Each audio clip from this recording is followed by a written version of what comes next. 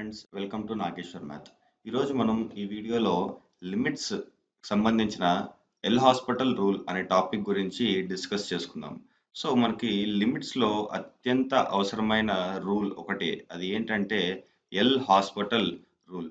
ఈ L hospital rule మీద మనకి జేఈ మెయిన్స్ ఇంకా అడ్వాన్స్లో చాలా ప్రాబ్లమ్స్ని మనకి అడగడం జరుగుతుంది అనమాట. సో అసలు ఈ ఎల్ హాస్పిటల్ రూల్ అంటే ఏంటి, దాని డెఫినేషన్ ఏంటంటే చాలా సింపుల్.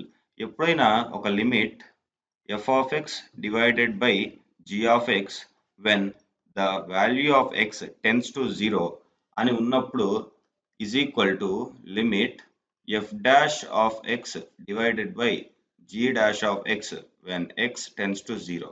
ఈ యొక్క ఫార్ములా గనక ఉంది అని చెప్పి అనుకుంటే మనం ఎల్ హాస్పిటల్ రూల్ని వాడాలి. ఇది కొంతమంది జనరల్గా చెప్పే సజెషన్స్.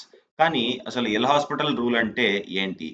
ఎల్ హాస్పిటల్ రూల్ అంటే ఎప్పుడైనా ఒక limit f of x divided by g of x as x tense to 0.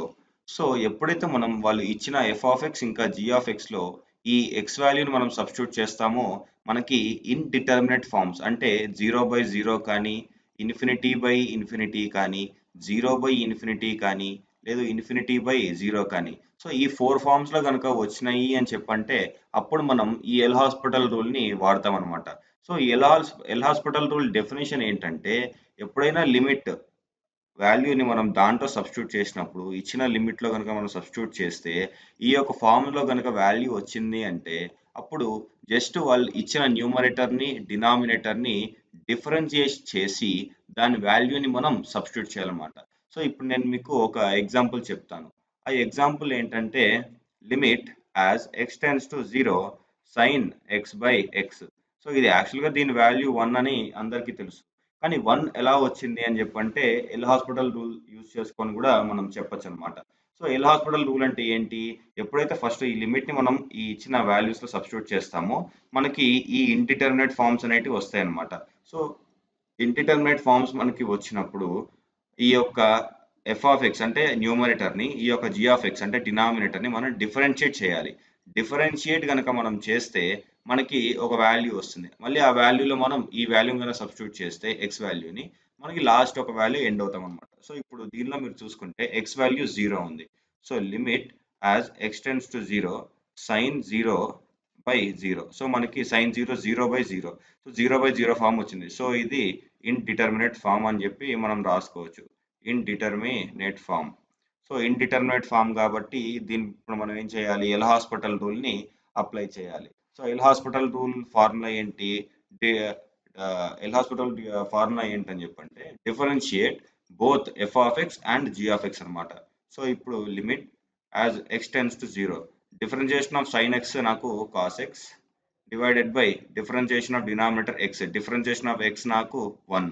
So is equal to ఇప్పుడు లిమిట్ సబ్స్టిట్యూట్ చేస్తే cos 0 divided by 1. So cos 0 నాకు 1 కాబట్టి నాకు ఆన్సర్ 1 వచ్చింది. సో ఇప్పుడు ఇక్కడ చూసుకుంటే limit as X tends to 0 sign X by X is equal to answer మనకి 1. సో ఓన్లీ ఇటువంటి ఫార్ములాసే కాదు, చాలా ఫార్ములాస్ ఉన్నాయి అట్లా. So tan X by X కూడా మనకి 1 అవుతుంది. సో ఇప్పుడు మీరు చూసుకుంటే limit as X tends to 0 tan X divided by X, దీని వాల్యూ కూడా 1. Same L hospital rule use చేసుకొని కూడా మనం చేసుకోవచ్చు. సో ఒక ఫార్ములా యూస్ చేసుకొని ఇప్పుడు ఇలా చేసాం.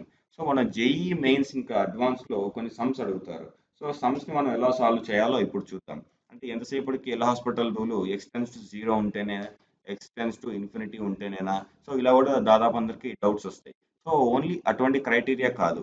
So limit as X tends to 2 x cube minus 8 divided by x square minus x minus 2.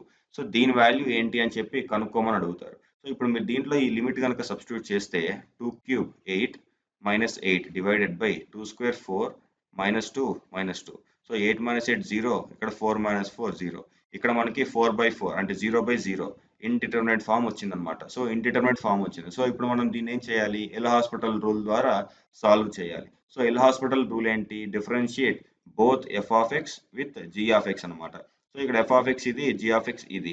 So ఇప్పుడు మనం దీన్ని డిఫరెన్షియేట్ చేయాలి. So limit as X tends to 2 దీన్ని ఎఫ్ ఆఫ్ ఎక్స్ని మనం డిఫరెన్షియేట్ చేస్తే ఎక్స్ క్యూబ్ డిఫరెన్షియేషన్ నాకు 3x² minus differentiation of constant differentiation of constant 0. So divided by x square differentiation నాకు 2x minus differentiation of x నాకు 1, మళ్ళీ differentiation of constant 0. So ఇప్పుడు నాకు దీన్ని డిఫరెన్షియేట్ చేశాను కాబట్టి ఇప్పుడు లిమిట్ సబ్స్టిట్యూట్ చేసుకుంటే 3 into 2 square divided by 2 into 2 minus 1. So 3 into 4, 2 square 4 కాబట్టి 3 4 జా 12 డివైడెడ్ బై 2 2 జా 4 మైనస్ 1 3, 3 1 జా 3 4 జా 12. సో నాకు ఆన్సర్ అనేది 4 వస్తుంది.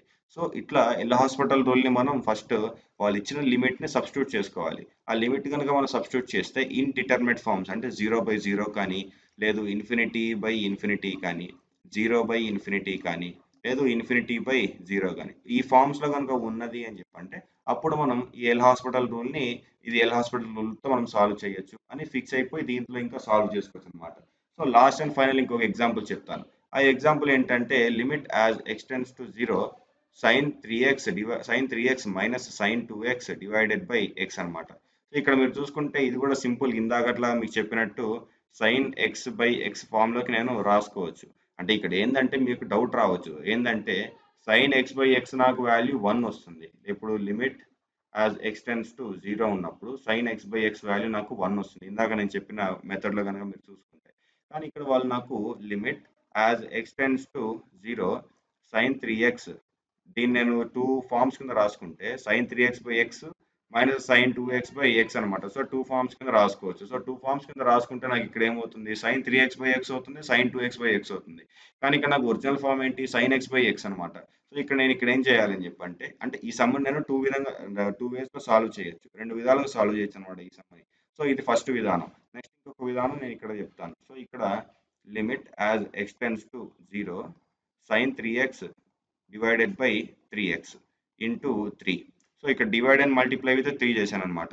సో ఎప్పుడైనా ఇక్కడ ఎక్స్కి ముందు కోఎఫిషియంట్ నాకు 1 ఉంది, ఇక్కడ ఎక్స్కి ముందు నాకు కోఎఫిషియంట్ 1 ఉంది. సో రెండు చోట్ల కోఎఫిషియంట్ 1 ఉంది కాబట్టి ఇక్కడ నాకు ఆన్సర్ 1 వచ్చింది. సో ఇక్కడ కూడా సేమ్ అంతే, ఇక్కడ ఎక్స్కి ముందు కోఎఫిషియంట్ 3 ఉంది, దాని కింద వాల్యూ కూడా నాకు 3 ఉండాలి. సో అందుకని నేనేం చేశానని చెప్పంటే దీని వాల్యూ నాకు 1 రావడం కోసం ఇక్కడ డివైడ్ అండ్ మల్టిప్లై విత్ 3 చేశాను.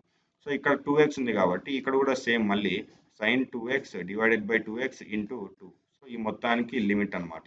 సో ఇప్పుడు నేను సపరేట్గా కనుక రాసుకున్నానంటే ఈ లిమిట్తో ఈ వాల్యూ కనుక నాకు 3 అవుతుంది, మళ్ళీ దీని వాల్యూ నాకు 2 అవుతుంది. సో 3 - 2 నాకు ఆన్సర్ వాల్యూ 1 వస్తుంది అనమాట.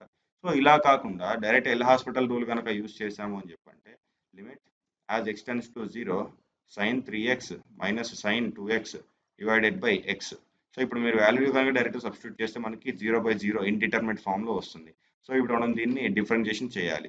So limit as X tends to 0 sin 3x definition ఏంటి మనకి, cos 3x into 3x definition ఏంటి మనకి, డిఫరెన్షియేషన్ 3 మైనస్ sin 2xకి cos 2x into differentiation of 2x 2 divided by differentiation of x మనకి 1.